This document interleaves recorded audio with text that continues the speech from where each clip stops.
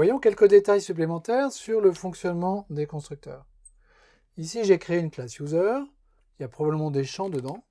Et puis j'ai deux constructeurs dans cette classe. Un premier constructeur qui prend juste le nom de mon utilisateur en paramètre. Donc dedans, j'ai probablement envie de faire this.name égale name. Et puis un deuxième constructeur qui prend à la fois le nom et l'âge. Et dedans, j'aurais probablement envie de faire this.name égale name, this.age égale âge. Mais en fait, je voudrais faire quelque chose de plus subtil que ça. J'ai pas envie de recopier this.name égale name dans les deux constructeurs. Ce que je voudrais, c'est que ce constructeur-là appelle le deuxième constructeur avec une valeur par défaut pour l'âge. En fait, ce que je suis en train de me dire, c'est que si dans ma méthode main, dans le code appelant, je fais user u1 égale new user de Paul et que je fais user u2 égale new user de N'Golo et de 33, c'est probablement qu'en fait, je ne connais pas l'âge de l'utilisateur Paul, et donc il va me falloir une valeur par défaut qui va probablement être 0. Comment est-ce que je peux appeler un constructeur à partir d'un autre constructeur?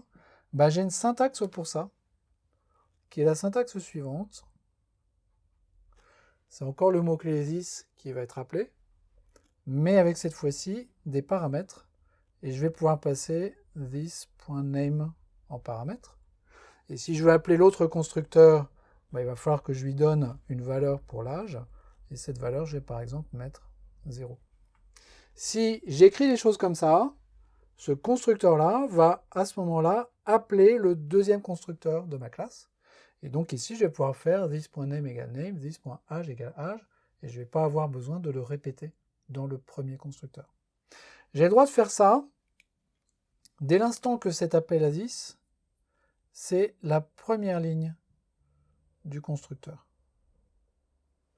Je n'ai pas le droit de commencer à écrire du code, et puis après de faire this de name et de 0. Cet appel à 10, c'est forcément la première ligne, ce qui ne m'empêche pas d'en mettre d'autres après. Donc voilà la syntaxe en Java pour écrire qu'un constructeur d'une classe appelle un autre constructeur. D'ailleurs, ce faisant, on utilise un mécanisme, puisque là on a deux constructeurs qui prennent des paramètres différents, que l'on appelle l'overloading.